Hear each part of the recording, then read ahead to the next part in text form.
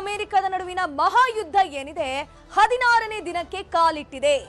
Iran ಆರ್ಥಿಕತೆ ಬುಡಮೇಲಿಗೆ America ಯತ್ನವನ್ನ ಮಾಡ್ತಾ ಇದೆ. ತೀವ್ರ ಸ್ವರೂಪವನ್ನ ಇರಾನ್ ಇಸ್ರೇಲ್ ಯುದ್ಧ ಪಡ್ಕೊಳ್ತಾ ಇರುವಂತದ್ದು. ದಿನೇ ದಿನೇ ಅಟ್ಯಾಕ್ಗಳು, ಕ್ಷಿಪಣಿ ದಾಳಿಗಳು, ಡ್ರೋನ್ ದಾಳಿಗಳು ಹೆಚ್ಚುತ್ತಾ ಇದೆ. ಇರಾನ್ನ ಆರ್ಥಿಕತೆ ಬುಡಮೇಲಿಗೆ ಅಮೆರಿಕ ಯತ್ನ ಪಡಿಸ್ತಾ ಇದೆ.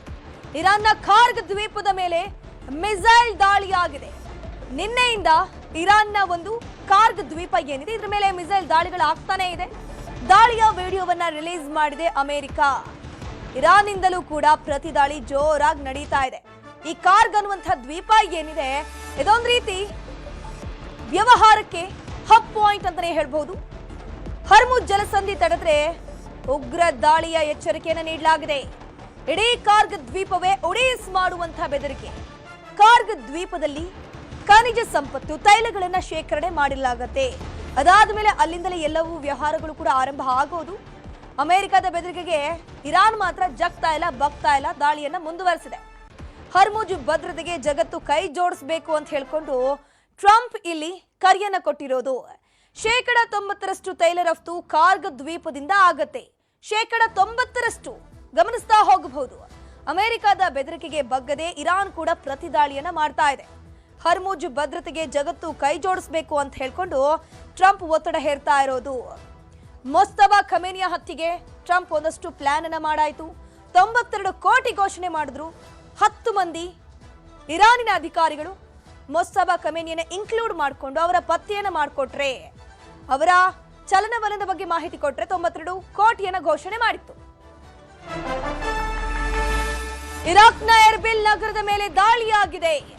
ತೈಲ ಸಂಸ್ಕರಣದ ಮೇಲೆ ಇರಾನ್ ಕ್ಷಿಪಣಿ ದಾಳಿಯನ್ನ ಮಾಡಿರುವಂತದ್ದು. ಲಲಾಜ್ ಎಂಬ ತೈಲ ಘಟಕ ಸುಟ್ಟು ಭಸ್ಮ ಆಗಿ ಹೋಗಿದೆ.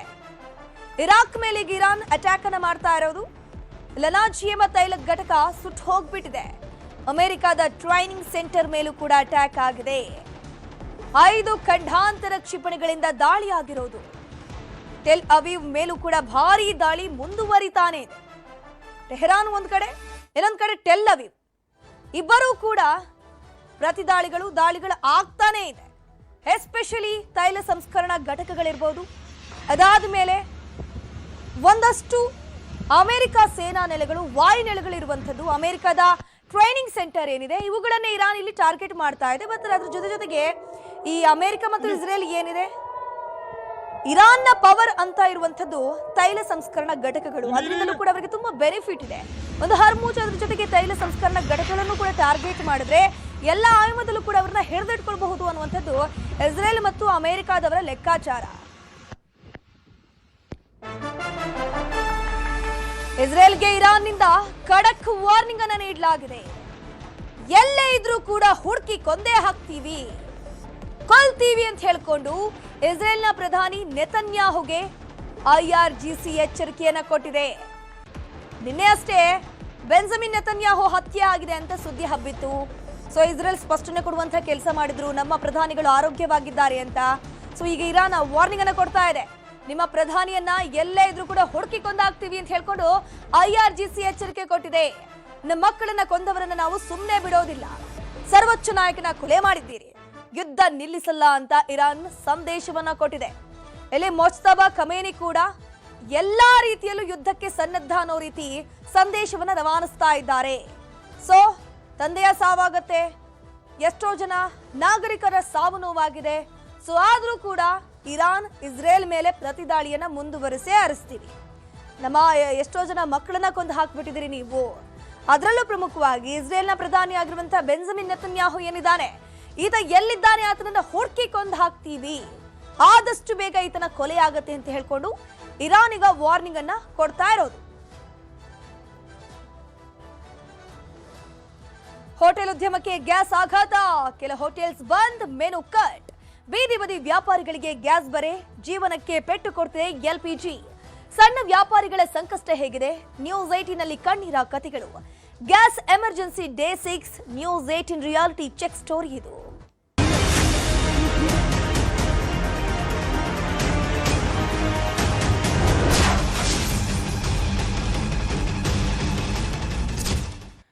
ಬೆಂಗಳೂರಿನಲ್ಲಿ ಸಣ್ಣ ಸಣ್ಣ ಹೋಟೆಲ್ಗಳಿಗೆ ಗ್ಯಾಸ್ ಬಿಸಿ ತಟ್ಟಿದೆ. ಗಾಂಧಿನಗರ ಏರಿಯಾದಲ್ಲಿ ಹಲವು ಹೋಟೆಲ್ಸ್ಗಳು ಈಗಾಗಲೇ ಬಂದ್ ಆಗಿರೋದು. ದೊಡ್ಡ ದೊಡ್ಡ ಹೋಟೆಲ್ಗಳಲ್ಲಿ ಮಾತ್ರ ಊಟ ಸಿಗ್ತಾ ಇದೆ, ಯಾಕಂದ್ರೆ ಅವರು ಆಲ್ಟರ್ನೇಟಿವ್ ವೇ ಅಂದ್ರೆ ಪರ್ಯಾಯ ಮಾರ್ಗವನ್ನ ಕಂಡು ಹಿಡಿದಿರ್ತಾರೆ. ಸೊ ಬ್ಲ್ಯಾಕ್ ಮಾರ್ಕೆಟ್ ಅಲ್ಲೂ ಕೂಡ ಒಂದಷ್ಟು ಗ್ಯಾಸ್ ಸಿಲಿಂಡರ್ನ ಪರ್ಚೇಸ್ ಮಾಡ್ತಾರೆ. ಬಟ್ ಪುಟ್ಟ ಚಿಕ್ಕ ಹೋಟೆಲ್ಗಳ ಮಾಲೀಕರ ಪರಿಸ್ಥಿತಿ ಅಂತೂ ಹೇಳತಿರದಾಗಿ ಹೋಗ್ಬಿಟ್ಟಿದೆ. ದೊಡ್ಡ ಹೋಟೆಲ್ಗಳಲ್ಲಿ ಮಾತ್ರ ಸಿಗ್ತಾ ಇದೆ ಊಟ ತಿಂಡಿ. ರಸ್ತೆ ಬದಿಯ ಹೋಟೆಲ್ಗಳು, ಸಣ್ಣ ಪುಟ್ಟ ಹೋಟೆಲ್ಗಳು ಬಹುತೇಕವಾಗಿ ಬಂದಾಗಿ ಹೋಗ್ಬಿಟ್ಟಿದೆ, ಯಾಕಂದ್ರೆ ಅವ್ರ ಬಳಿ ಗ್ಯಾಸ್ ಇಲ್ಲ. ಗಾಂಧಿನಗರ ಏರಿಯಾದಲ್ಲಿ ನ್ಯೂಸ್ 18 ಕನ್ನಡ ರಿಯಾಲಿಟಿ ಚೆಕ್ ಅನ್ನ ಮಾಡಿದೆ. ಯಾವ್ಯಾವ ಹೋಟೆಲ್ಗಳು ಬಂದಿದೆ, ಯಾವ್ಯಾವ ಹೋಟೆಲ್ಗಳು ಓಪನ್ ಇದೆ, ಅದ್ರ ಜೊತೆಗೆ ಸಣ್ಣ ಪುಟ್ಟ ಹೋಟೆಲ್ ಉದ್ಯಮ ಮಾಡ್ಕೊಂಡಿರುವಂತವರದ್ದು ಕೂಡ ಒಂದಷ್ಟು ಮಾತುಗಳನ್ನ ಕಲೆಕ್ಟ್ ಮಾಡುವಂತ ಕೆಲಸವನ್ನ ನ್ಯೂಸ್ 18 ಮಾಡ್ತಾ ಇದೆ. ಸೊ ಅವರ ಪರಿಸ್ಥಿತಿ ಯಾವ ರೀತಿ ಇದೆ, ಯಾವ ರೀತಿ ಹೋಟೆಲ್ಗಳನ್ನ ನಡೆಸ್ತಾ ಇದ್ದೀರಾ, ಗ್ಯಾಸ್ ಸಿಗ್ತಾ ಇದೆಯಾ ಅನ್ನುವಂಥ ವಿಚಾರಕ್ಕೆ ಸಂಬಂಧಪಟ್ಟಂತೆ ನಿಮ್ಮ ನ್ಯೂಸ್ 18 ಕನ್ನಡ ರಿಯಾಲಿಟಿ ಚೆಕ್ ಮಾಡ್ತಾ ಇದೆ. ದೊಡ್ಡ ದೊಡ್ಡ ಹೋಟೆಲ್ಗಳವರು ಯಾವುದೋ ಒಂದು ಮಾರ್ಗವನ್ನ ಹುಡುಕಿ ಗ್ಯಾಸ್ ಅನ್ನ ತಂದು ಅಡಿಗೆ ಮಾಡಿ ಬಡಿಸ್ತಾ ಇದ್ದಾರೆ. ಈ ಬಗ್ಗೆ ರಿಯಾಲಿಟಿ ಚೆಕ್ ಮಾಡಿದ್ದಾರೆ ನಮ್ಮ ಪ್ರತಿನಿಧಿ ಗಂಗಾಧರ್ ಬಾಗಟ್. ಈ ಹೋಟೆಲ್ಗಳಿಗೆ ಸಿಲಿಂಡರ್ಗಳ ಒಂದು ವ್ಯತ್ಯಾಸ ಆಗಿರ್ಬೋದು, ಇಲ್ಲಿ ಯಾವ ರೀತಿ ಪರಿಣಾಮ ಆಗಿದೆ, ಹೋಟೆಲ್ಗಳು ಓಪನ್ ಇದೆಯಾ ಇಲ್ವಾ ಅನ್ನೋದ್ರ ಬಗ್ಗೆ ಒಂದು ರಿಯಾಲಿಟಿ ಚೆಕ್ ಮೂಲಕವಾಗಿ ಅಲ್ಲಿ ನೋಡೋಣ. ಹೋಟೆಲ್ಗಳಲ್ಲಿ ಯಾವ ಥರ ಓಪನ್ ಇದೆಯಲ್ಲ ಅಂತೇಳಿ. ಸದ್ಯ ನಾವೀಗ ಆನಂದ್ ರಾವ್ ಸರ್ಕಲ್ಗೆ ಎಂಟ್ರಿ ಆಗಿದ್ದೇವೆ. ಇಲ್ಲಿ ಓಪನ್ ಇದೆಯಲ್ಲ ಅನ್ನೋ ಸದ್ಯಕ್ಕೆ ನೋಡೋಣ. ಪ್ರಮುಖವಾಗಿ ನಾವೇನು ನೋಡ್ತಾ ಇದ್ದೀವಿ ಈಗ ಸದ್ಯಕ್ಕೆ ಕೆಲವೊಂದು ಪ್ರಮುಖವಾಗಿ ಹೋಟೆಲ್ಗಳಿರುವಂಥದ್ದು. ಇಲ್ಲಿ ಯಾರು ಬರ್ತಾರೆ ಎಲ್ಲರೂ ಕೂಡ ಪ್ರಯಾಣಿಕರು ಎಲ್ಲರೂ ಕೂಡ ತುಂಬ ಜನ ಇಲ್ಲಿ ಬಂದು ಕಾಯುವಂಥದ್ದು. ಕೃಷ್ಣ ಸಾಗರ್ ಹೋಟೆಲ್ ಏನಿದೆ ಸದ್ಯಕ್ಕೆ ಈಗಷ್ಟೇ ಈಗ ಹೋಟೆಲನ್ನು ಓಪನ್ ಮಾಡ್ತಾ ಇದ್ದಾರೆ, ಆದರೆ ಕ್ಲೋಸ್ ಇರುವಂಥದ್ದು. ಸದ್ಯಕ್ಕೆ ಅದು ಓಪನ್ ಇಲ್ಲ, ಕೇವಲ ಓಪನ್ ಮಾಡಿದ್ದಾರೆ. ಈಗ ಹೋಟೆಲನ್ನು ಕ್ಲೋಸ್ ಮಾಡಿರುವಂಥದ್ದು. ಯಾಕಂದರೆ ಇಲ್ಲಿ ಸಿಲಿಂಡರ್ ಒಂದು ಪೂರೈಕೆಯಲ್ಲಿ ಸಾಕಷ್ಟು ಒಂದು ಸಮಸ್ಯೆ ಆಗಿರುವಂಥದ್ದು. ಅಂದರೆ ನಾವು ನೋಡುವಂಥದ್ದು ಅಂದರೆ ಈ ಗಾಂಧಿನಗರ ಒಂದು ಏರಿಯಾಕ್ಕೆ ನಾವೀಗ ಎಂಟ್ರಿ ಆಗಿದ್ದಾವೆ. ಇಲ್ಲಿ ಹೆಚ್ಚಾಗಿ ಒಂದು ಟ್ರಾವೆಲ್ಸ್ ಏನಿರ್ತವೆ ಎಲ್ಲರೂ ಕೂಡ ಒಂದು ಪ್ರಯಾಣಿಕರು ಬರುವಂಥವ್ರು ಎಲ್ಲರೂ ಕೂಡ ಇಲ್ಲೇ ಊಟವನ್ನು ಮಾಡುವಂಥದ್ದು. ಈಗ ಉಡುಪಿ ಉಪಹಾರ ಅಂತಿದೆ, ಆ ಹೋಟೆಲ್ ಕೂಡ ಓಪನ್ ಆಗಿರುವಂಥದ್ದು. ಆದರೆ ಇಲ್ಲಿ ಇಂಪಾರ್ಟೆಂಟ್ ಅಂದರೆ ಸಣ್ಣ ಪುಟ್ಟ ಹೋಟೆಲ್ಸ್ ನಮಗೆ ಕಾಣಿಸ್ತಾ ಇರುವಂಥದ್ದೇನಿದೆ ಅಂದರೆ ಕಡಿಮೆ ಪ್ರಮಾಣದಲ್ಲಿ ಆ ಹೋಟೆಲ್ಗಳನ್ನು ನಡೆಸ್ತಾ ಇದ್ರು, ಅದನ್ನು ಕ್ಲೋಸ್ ಮಾಡಿದ್ದಾರೆ. ನಾವಲ್ಲಿ ಎಂಟ್ರಿಗೆ ಬಂದ ತಕ್ಷಣವೇ ಅಲ್ಲಿ ಮೇನ್ ಪಾಯಿಂಟ್ ಏನಿತ್ತು, ಆ ಮೇನ್ ಹೋಟೆಲ್ಲು ಸದಾ ಓಪನ್ ಇರ್ತಾ ಇತ್ತು, ಜನ ಕ್ರೌಡ್ ಇರ್ತಾ ಇದ್ರು. ಅಲ್ಲಿ ಈಗ ಅದು ಕ್ಲೋಸ್ ಆಗಿರುವಂಥದ್ದು. ಕೇವಲ ಒಂದು 2-3 ಹೋಟೆಲ್ಗಳು ಓಪನ್ ಆಗಿರುವಂಥದ್ದು. ಸದ್ಯ ನಾವೀಗ ಗಾಂಧಿನಗರದ ಮೇನ್ ರೋಡಲ್ಲಿ ನಾವೀಗ ಮುಖ್ಯ ರಸ್ತೆಯಲ್ಲಿ ಹೋಗ್ತಾ ಇದ್ದೀವಿ. ಇಲ್ಲಿ ಟ್ರಾವೆಲ್ಸ್ ಹೆಚ್ಚಾಗಿ ಮೂವ್ಮೆಂಟ್ ಆಗುವಂಥ ಹೋಟೆಲ್ ಕೂಡ ಆಗಿರುವಂಥದ್ದು. ಸದ್ಯ ನಾವೀಗ ಇಲ್ಲಿ ಸಣ್ಣ ಪುಟ್ಟ ಹೋಟೆಲ್ಗಳೇನಿದೆ, ಇಲ್ಲಿ ಉಡುಪಿ ಪಾರ್ಕ್ ಹೋಟೆಲ್ ಏನಿದೆ ಆ ಹೋಟೆಲನ್ನು ನೋಡ್ಬೋದು. ಈಗ ಅದು ಕೂಡ ಇದು ಓಪನ್ ಇದೆ. ಅಂದರೆ ಈಗ ಈ ದೊಡ್ಡ ದೊಡ್ಡ ಹೋಟೆಲ್ಗಳೆಲ್ಲ ಕೂಡ ಆಲ್ಮೋಸ್ಟ್ ಓಪನ್ ಇರುವಂಥದ್ದು. ಜೆ ಕೆಫೆ ಅಂತೇಳಿ ಈ ಹೋಟೆಲ್ ಕೂಡ ಓಪನ್ ಆಗಿರುವಂಥದ್ದು ಕೂಡ ನೋಡ್ಬೋದು. ಅಂದರೆ ಈ ಒಂದು ಗಾಂಧಿನಗರದಿಂದ ಮೆಜೆಸ್ಟಿಕ್ಗೆ ಒಂದು ನಾವೇನು ಹೋಗ್ತೀವಿ ಆ ಹೋಟೆಲ್, ಮತ್ತು ಇಲ್ಲಿ ನೋಡ್ಬೋದು ಕಾಫಿ ಅವ್ರಿಗೆ ಇದು ಕೂಡ ಕ್ಲೋಸ್ ಆಗಿದೆ. ಇಲ್ಲಿ ಕೂಡ ತಿಂಡಿಯನ್ನು ಕೊಡ್ತಾ ಇದ್ರು, ಆ ಕ್ಲೋಸ್ ಆಗಿದೆ. ಅಂದರೆ ಸಣ್ಣ ಪ್ರಮಾಣದಲ್ಲಿ ನಾವೇನು ಹೋಟೆಲ್ಗಳನ್ನು ನಡೆಸ್ತಾ ಇದ್ರು ಅವೆಲ್ಲವೂ ಕೂಡ ಸದ್ಯಕ್ಕೆ ಕ್ಲೋಸ್ ಆಗಿರುವಂಥದ್ದು. ಆದರೆ ಮೇನ್ ಮುಖ್ಯವಾಗಿ ನಡೆಸುವಂಥದ್ದು ಈಗ ಬೃಂದಾವನ ಗ್ರ್ಯಾಂಡ್ ಅಂತೇಳಿ ಈ ಒಂದು ಹೋಟೆಲ್ ಇದೆ. ಇದು ಎಂದಿನಂತೆ ಕೂಡ ಅದು ಓಪನ್ ಆಗಿರುವಂಥದ್ದು ನೋಡ್ಬೋದು. ಬೃಂದಾವನ ಗಾರ್ಡನ್ ಅಂತೇಳಿ ಅದು ಕೂಡ ಓಪನ್ ಆಗಿದೆ. ಈಗ ಫುಟ್ಪಾತಲ್ಲಿ ಸಣ್ಣ ಪುಟ್ಟ ವ್ಯಾಪಾರ ಮಾಡ್ಕೊಳ್ಳುವಂಥವ್ರು ಕೂಡ ಅವರು ಏನು ನಡೆಸೋಕ್ಕಾಗದೆ ಏನೋ ಒಂದು ಜೀವನಕ್ಕೋಸ್ಕರ ಒಂದು ನಡೆಸ್ತಾ ಇದ್ದಾರೆ. ಅಂದರೆ ಏನೋ ಒಂದು ವ್ಯವಸ್ಥೆಯನ್ನು ಮಾಡಿಕೊಂಡು ನಡೆಸುವಂತಹ ಒಂದು ಸ್ಥಿತಿ. ಗಾಂಧಿನಗರದ ಒಂದು ಮುಖ್ಯ ರಸ್ತೆ ನಾವು ಎಲ್ಲವೂ ಕೂಡ ಒಂದು ರೌಂಡಪ್ಪನ್ನು ಮಾಡಿಕೊಂಡ್ವಿ. ರೌಂಡಪ್ಪಲ್ಲಿ ಮೇನಲ್ಲಿ ಪ್ರಮುಖವಾಗಿ ಸ್ವಲ್ಪ ದೊಡ್ಡ ಮಟ್ಟದಲ್ಲಿ ಏನು ನಡೆಸ್ತಾ ಇದ್ರು ಹೋಟ್ಲುಗಳು ಅವರು ಕೂಡ ಎಂದಿನಂತೆ ಓಪನನ್ನು ಮಾಡ್ಕೊಂಡಿದ್ದಾರೆ. ಅದು ಪೂರೈಕೆ ಮಾಡ್ಕೊಳ್ಳುವಂಥದ್ದು ಸಪ್ಲೈ ಇಲ್ಲದೆ ಹೋಟೆಲ್ ನಡೆಸೋಕ್ಕೆ ಆಗದೆ ಅವರೆಲ್ಲೂ ಕೂಡ ಕೆಲವರು ಸಿಬ್ಬಂದಿಗಳಿಗೆ ರಜೆ ಕೊಟ್ಟು ಕಳಿಸಿದ್ದಾರೆ. ಈಗ ಹೋಟೆಲನ್ನು ಕೆಲವೊಂದು ಕಡೆ ಓಪನ್ ಮಾಡಿಲ್ಲ, ಕೆಲವೊಂದು ಕಡೆ ಒಂದು ದೊಡ್ಡ ದೊಡ್ಡ ಹೋಟೆಲ್ಗಳಿಂದ ಅವರು ಎಂದಿನಂತೆ ಓಪನ್ ಮಾಡಿ ನಡೆಸ್ತಾ ಇರುವಂಥದ್ದು. ಕ್ಯಾಮರಾ ಪರ್ಸನ್ ಯೋಗೇಶ್ ಜೋಡಿಸುತ್ತದೆ, ಗಂಗಾಧರ್ ಭಕ್ತ, ನ್ಯೂಸ್ 18 ಬೆಂಗಳೂರು. ಬೆಂಗಳೂರಿನ ಉಲ್ಲಾಳದಲ್ಲಿ ನಾನ್ ವೆಜ್ ಹೋಟೆಲ್ಸ್ಗಳು ಬಂದ್ ಆಗಿದೆ, ಕ್ಲೋಸ್ ಆಗಿ ಹೋಗ್ಬಿಟ್ಟಿದೆ. ಚಿಕ್ಕ ಚಿಕ್ಕ ನಾನ್ ವೆಜ್ ಹೋಟೆಲ್ಗಳು ಕಂಪ್ಲೀಟ್ ಆಗಿ ಕ್ಲೋಸ್ ಆಗಿರೋದು.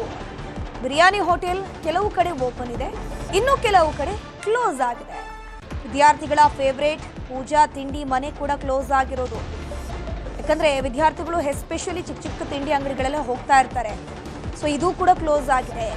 ಗ್ಯಾಸ್ ಪೂರೈಕೆ ಆಗದೆ ಹೋಟೆಲ್ಗಳಿಗೆ ಬೀಗ ಬಿದ್ದಿರೋದು. ಚಿಕ್ಕ ಪುಟ್ಟ ಹೋಟೆಲ್ ಉದ್ಯಮ ಮಾಡ್ಕೊಂಡಿರೋರಿಗೆ ದಿನದಲ್ಲಿ ಎಷ್ಟು ಅರ್ನಿಂಗ್ ಆಗುತ್ತೆ ನೋಡಿ, ಆದಾಯ ಆಗುತ್ತೆ ನೋಡಿ, ಅದರಿಂದನೇ ಅವರ ಜೀವನ ಸಾಗಬೇಕು, ಅದರಿಂದನೇ ಅವರು ಮತ್ತೊಂದು ಗ್ಯಾಸ್ ಸಿಲಿಂಡರ್ ಕೊಂಡ್ಕೊಳ್ಳೋಕ್ಕಾಗತ್ತೆ ಅಥವಾ ದಿನಸುಗಳನ್ನು ಕೊಂಡ್ಕೊಳ್ಳೋಕ್ಕಾಗತ್ತೆ. ಬಟ್ ಇಲ್ಲಿ ಅಡುಗೆ ಮಾಡಬೇಕು, ಇನ್ಕಮ್ ತರಬೇಕು ಅಂತಂದ್ರೆ ಇಲ್ಲಿ ಗ್ಯಾಸ್ ಸಿಲಿಂಡರೇ ಸಿಗ್ತಾ ಇಲ್ಲ. ಒಂದು ಗ್ಯಾಸನ್ನು ತಗೊಳ್ಳೋಣ, ಎಷ್ಟು ಅಬ್ಬಬ್ಬ ಅಂದರೆ ರೇಟ್ ಎಷ್ಟು ಹೇಳ್ತಾರೆ ಅಂತಂದರೆ ಇವರೆಲ್ಲ 3,000-4,000 ರೂಪಾಯಿ ಕೇಳ್ತಾರೆ. ಅದು ಖರೀದಿ ಮಾಡೋಕೆ ನಮ್ಮ ಹತ್ರ ಸಾಮರ್ಥ್ಯ ಇಲ್ಲ ಅಂತ ಹೇಳ್ಕೊಂಡು ತುಂಬಾ ಜನರು ಉಳ್ಳಾಲದ ದೃಶ್ಯವನ್ನು ನೀವು ನೋಡ್ತಾ ಇದ್ದೀರಾ. ಅಲ್ಲೂ ಕೂಡ ಚಿಕ್ಕ ಚಿಕ್ಕ ಹೋಟೆಲ್ಗಳು ಬಂದಾಗಿದೆ. ಬೆಂಗಳೂರಿನ ಉಳ್ಳಾಳದಿಂದ ನಮ್ಮ ಪ್ರತಿನಿಧಿ ಪ್ರಗತಿ ಶೆಟ್ಟಿ ಏನಿದ್ದಾರೆ ರಿಯಾಲಿಟಿ ಚೆಕ್ ನಡೆಸಿದ್ದಾರೆ. ಏನ್ ಹೇಳಿದ್ದಾರೆ ಬನ್ನಿ ನೋಡ್ಕೊಂಡು. ಕಮರ್ಷಿಯಲ್ ಗ್ಯಾಸ್ ಸಿಲಿಂಡರ್ ವ್ಯತ್ಯಯ ಹಿನ್ನೆಲೆ ಬೆಂಗಳೂರಿನ ಬಹುತೇಕ ಹೋಟೆಲ್ ಕ್ಲೋಸ್ ಆಗಿದ್ದು, ಸದ್ಯ ನಾನೀಗ ಯೂನಿವರ್ಸಿಟಿ ಭಾಗ, ಬೆಂಗಳೂರು ಯೂನಿವರ್ಸಿಟಿ ಭಾಗದ ಉಳ್ಳಾಳ ಮುಖ್ಯ ರಸ್ತೆಯಲ್ಲಿದ್ದೀನಿ. ಇಲ್ಲಿ ಯಾವ್ಯಾವ ಹೋಟೆಲ್ ಕ್ಲೋಸ್ ಆಗಿದೆ ಅನ್ನೋದನ್ನ ನಮ್ಮ ವಿಡಿಯೋ ಜರ್ನಲಿಸ್ಟ್ ನೂರ್ ನಿಮ್ಗೆ ವಿಜುವಲ್ಸ್ ಅನ್ನ ತೋರಿಸ್ತಾ ಹೋಗ್ತಾರೆ. ದೃಶ್ಯವನ್ನ ನೀವು ಗಮನಿಸ್ತಾ ಹೋದ್ರೆ ಯೂನಿವರ್ಸಿಟಿಯ ಸಿಗ್ನಲ್ ಅಲ್ಲೇ ಇರುವಂತಹ ಪೂಜಾ ತಿಂಡಿ ಮನೆ ಹೋಟೆಲ್ ಏನಿದೆ, ಆ ಹೋಟೆಲ್ ಕಂಪ್ಲೀಟ್ ಆಗಿ ಕ್ಲೋಸ್ ಆಗಿರುವಂತಹ ಚಿತ್ರಣ ಕಂಡು ಬರ್ತಾ ಇದೆ. ಕಳೆದ 4-5 ದಿನಗಳಿಂದಲೂ ಕೂಡ ಈ ಹೋಟೆಲ್ ಕ್ಲೋಸ್ ಆಗಿತ್ತು. ಸೊ ಇವತ್ತು ಕೂಡ ಹೋಟೆಲ್ ಕ್ಲೋಸ್ ಆಗಿದೆ. ಕಮರ್ಷಿಯಲ್ ಗ್ಯಾಸ್ ಸಿಲಿಂಡರ್ ಪೂರೈಕೆಯಲ್ಲಿ ವ್ಯತ್ಯಯ ಇರುವಂತಹ ಕಾರಣ ಹೋಟೆಲ್ ಅನ್ನ ಓಪನ್ ಮಾಡಿಲ್ಲ. ಸೊ ಈ ಭಾಗದಲ್ಲಿ ಬಹುತೇಕ ಜನ ಹೋಟೆಲ್ ಊಟವನ್ನೇ ನಂಬ್ಕೊಂಡಿದ್ದಾರೆ. ಯಾಕಂದ್ರೆ ಸಾಕಷ್ಟು ಜನ ಇಲ್ಲಿ ಸ್ಟೂಡೆಂಟ್ಸ್ ಇರ್ತಾರೆ, ಸಾಕಷ್ಟು ಜನ ಇಲ್ಲಿ ಬೇರೆ ಬೇರೆ ಕೆಲಸಕ್ಕೆ ಹೋಗೋರೆಲ್ಲರಿಗೂ ಕೂಡ ಈ ಭಾಗದಲ್ಲಿರುವಂತಹ ಚಿಕ್ಕ ಪುಟ್ಟ ಹೋಟೆಲ್ ನಲ್ಲಿ ಏನ್ ಫುಡ್ ಸಿಗುತ್ತೆ ಅದೇ ಒಂದು ಅವರಿಗೆ ಆಹಾರ ಆಗಿರುತ್ತೆ. ಸೊ ಹೋಟೆಲ್ ಕ್ಲೋಸ್ ಆಗಿರೋದು ತುಂಬಾ ಜನಕ್ಕೆ ಈಗ ಬೇಸರದ ಸಂಗತಿ ಅಂತ ಹೇಳ್ಬೋದು. ಅದರಲ್ಲೂ ಕೂಡ ಪೂಜಾ ತಿಂಡಿ ಮನೆ ಈ ಭಾಗದಲ್ಲಿ ಸಿಕ್ಕಾಪಟ್ಟೆ ಫೇಮಸ್ ಅಂತ ಹೇಳ್ಬೋದು. ಇನ್ನೊಂದು ಹೋಟೆಲ್ ಇಲ್ಲೇ ಇರುವಂತಹ ಹೋಟೆಲ್ ಅಂದ್ರೆ ಅದು ಹೋಟೆಲ್ ಆಸರೆ. ಆ ಹೋಟೆಲ್ ಆಸರೆಯ ದೃಶ್ಯಾವಳಿಯನ್ನು ಕೂಡ ನಾನು ತೋರಿಸ್ತಾ ಇದ್ದೀನಿ. ಹೋಟೆಲ್ ಆಸರೆ ಎಂದಿನಂತೆ ಸಹಜವಾಗಿ ಇಲ್ಲಿ ಓಪನ್ ಆಗಿದೆ. ಗಮನಿಸಿದ್ರೆ ದಾವಣಗೆರೆ ಬೆಣ್ಣೆ ದೋಸೆ ಈ ಭಾಗದಲ್ಲಿ ಸಿಕ್ಕಾಪಟ್ಟೆ ಫೇಮಸ್. ಅಂದ್ರೆ ಇಲ್ಲಿರುವಂತಹ ಬಹುತೇಕ ಹಾಸ್ಟೆಲ್ ಅಲ್ಲಿ ಇರುವಂತಹ ಹುಡುಗರೆಲ್ಲ ಬಂದು ತಿಂತಾ ಇರ್ತಾರೆ ಯಾವಾಗ್ಲೂ ಕೂಡ. ಸೊ ಹಾಗಾಗಿ ಅದು ಕೂಡ ಓಪನ್ ಇರುವಂತಹದ್ದು. ಅಂದ್ರೆ ಇರುವಂತಹ ಸಿಲಿಂಡರ್ ಅಲ್ಲೇ ಅಡ್ಜಸ್ಟ್ ಮಾಡಿಕೊಂಡು ಅವರು ಓಪನ್ ಮಾಡಿರುವಂತಹ ಚಿತ್ರಣ ಕಂಡು ಬರ್ತಾ ಇದೆ. ನಾನ್ ವೆಜ್ ಹೋಟೆಲ್ಗಳು ಜಾಸ್ತಿ ಓಪನ್ ಇರಬೇಕಾಗಿತ್ತು, ಬಟ್ ಕೆಲವು ಹೋಟೆಲ್ ಓಪನ್ ಇದೆ, ಕೆಲವು ಹೋಟೆಲ್ ಓಪನ್ ಇಲ್ಲದೆ ಇರೋ ಚಿತ್ರಣ ಕಂಡು ಬರ್ತಾ ಇದೆ. ಸೊ ನೀವೀಗ ಗಮನಿಸಿದ್ರೆ ದೃಶ್ಯದಲ್ಲಿ ಒಂದು ನಾನ್ ವೆಜ್ ಹೋಟೆಲ್ ಅಂದ್ರೆ ಬಿರಿಯಾನಿ ಮನೆ ಅಂತ ಅರ್ಧ ಹೋಟೆಲ್ ಇದೆ, ಅರ್ಧ ಕ್ಲೋಸ್ ಇದೆ. ಅಂದ್ರೆ ಈಗಷ್ಟೇ ಓಪನ್ ಆಗಿರುವಂತಹ ಹೋಟೆಲ್ ಇದು. ಅಂದ್ರೆ ಅವ್ರಿಗೆ ಈಗಷ್ಟೇ ಗ್ಯಾಸ್ ಸಿಲಿಂಡರ್ ಸಿಕ್ಕಿರುವಂತಹ ಹಿನ್ನೆಲೆ ಓಪನ್ ಆಗಿದೆ. ಸೊ ಇಲ್ಲಿ ನೀವು ಗಮನಿಸಿದ್ರೆ ಸಾಲು ಸಾಲಾಗಿ ಇರುವಂತದ್ದು ಬೀದಿ ಬದಿಯ non veg ಹೋಟೆಲ್ಗಳಿವು. So stall dum biryani ಅಂತೆಲ್ಲ. ಸೊ ಕಂಪ್ಲೀಟ್ ಆಗಿ ಸ್ಟಾರ್ ದಮ್ ಬಿರಿಯಾನಿ ಇದು ಕಂಪ್ಲೀಟ್ ಆಗಿ ಇದೊಂದು ಹೋಟೆಲ್ ಓಪನ್ ಇದೆ ಅನ್ನೋದನ್ನ ಬಿಟ್ರೆ ಈ ಭಾಗದಲ್ಲಿ ಬಹುತೇಕ ಹೋಟೆಲ್ಗಳು ಕ್ಲೋಸ್ ಇರುವಂತಹ ಚಿತ್ರಣ ಕಂಡು ಬರ್ತಾ ಇದೆ. ಸೊ ಉಳ್ಳಾಲ್ ಮುಖ್ಯ ರಸ್ತೆಯಲ್ಲಿ ಕೆಲವು ಹೋಟೆಲ್ ಓಪನ್ ಇದೆ, ಹಲವು ಹೋಟೆಲ್ ಕ್ಲೋಸ್ ಇದೆ. ವೆಜ್ ಹೋಟೆಲ್ ಓಪನ್ ಇದೆ, ನಾನ್ ವೆಜ್ ಹೋಟೆಲ್ ಕೆಲವು ಕ್ಲೋಸ್ ಇದೆ. ವೀಕೆಂಡ್ ಇರೋ ಹಿನ್ನೆಲೆ ಜಾಸ್ತಿ ಜನ ಇರಬೇಕಿತ್ತು, ಜನ ಕೂಡ ಕಮ್ಮಿ ಇದ್ದಾರೆ. ಹೋಟೆಲ್ನವರು ಕೂಡ ಇರೋ ಬರೋ ಒಂದಷ್ಟು ಸಿಲಿಂಡರ್ ಅಲ್ಲೇ ಅಡ್ಜಸ್ಟ್ ಮಾಡಿಕೊಂಡು ಹೋಟೆಲ್ ರನ್ ಮಾಡ್ತಾ ಇರೋ ಚಿತ್ರಣ ಸದ್ಯ ಉಳ್ಳಾಲ್ ಮುಖ್ಯ ರಸ್ತೆ ಭಾಗದಲ್ಲಿ ಕಂಡು ಬರ್ತಾ ಇದೆ. ಮಧ್ಯಪ್ರಾಚ್ಯದಲ್ಲಿ ಯುದ್ಧ ಹಿನ್ನೆಲೆಯಲ್ಲಿ ಈಗಾಗಲೇ ಹಲವು ಕಡೆಯಲ್ಲಿ ಸಮಸ್ಯೆಗಳು ಆಗ್ತಾ ಇದೆ. ರಾಜ್ಯದ ನಾನಾ ಭಾಗಗಳಲ್ಲಿ ಈ ಗ್ಯಾಸ್ ಟ್ರಬಲ್ ಅನ್ನುವಂಥದ್ದು ಉದ್ಭವ ಆಗಿದೆ. ಯಾರು ಕೂಡ ಎಕ್ಸ್ಪೆಕ್ಟ್ ಮಾಡಿರಲಿಲ್ಲ. ಪೆಟ್ರೋಲ್ ಡೀಸೆಲ್ ಅಲ್ಲಿ ಏರುಪೇರು ಆಗಬಹುದು ಅಂತ ಅನ್ಕೊಂಡಿದ್ರು, ಬಟ್ ಈಗ ಗ್ಯಾಸ್ ಟ್ರಬಲ್ ಶುರುವಾಗಿದೆ. ಹುಬ್ಬಳ್ಳಿಯ ಹೋಟೆಲ್ಗಳಿಗೂ ಕೂಡ ಈ ಗ್ಯಾಸ್ ಸಮಸ್ಯೆಯ ಬಿಸಿ ತಡ್ತಾ ಇದೆ. ಗ್ಯಾಸ್ ಕೊರತೆಯಿಂದಾಗಿ ಹಲವು ಬಡಾವಣೆಗಳಲ್ಲಿ ಸಮಸ್ಯೆ ಆಗ್ತಾ ಇರೋದು. ಹುಬ್ಬಳ್ಳಿಯ ಕೆಲ ಹೋಟೆಲ್ಗಳಲ್ಲಿ ಮೆನು ಕಡಿತ ಆಗಿದೆ. ಗ್ಯಾಸ್ ಹೆಚ್ಚು ಬಳಕೆಯಾಗುವಂತಹ ತಿಂಡಿ ಪೂರೈಕೆ ಸ್ಥಗಿತ ಆಗಿದೆ. ದೋಸೆ ಇರಬಹುದು, ಪೂರಿ ಇರಬಹುದು, ವಡೆ ಇರಬಹುದು. ಸೊ ಇಂಥದ್ದೆಲ್ಲ ಇದಕ್ಕೆಲ್ಲ ಹೆಚ್ಚು ಗ್ಯಾಸ್ ಬಳಕೆ ಆಗುತ್ತೆ. ಸೊ ಈ ಮೆನುಗಳಲ್ಲಿ ಗ್ಯಾಸ್ ಯಾವುದಕ್ಕೆ ಅತಿ ಹೆಚ್ಚು ಖರ್ಚಾಗುತ್ತೆ ನೋಡಿ ಅಂತಹ ಐಟಮ್ಸ್ಗಳು, ತಿಂಡಿ ಐಟಮ್ಸ್ಗಳನ್ನ ಕಡಿತಗೊಳಿಸಲಾಗಿದೆ. ಹುಬ್ಬಳ್ಳಿಯ ಹೋಟೆಲ್ಗಳ ಪರಿಸ್ಥಿತಿ ಇದು.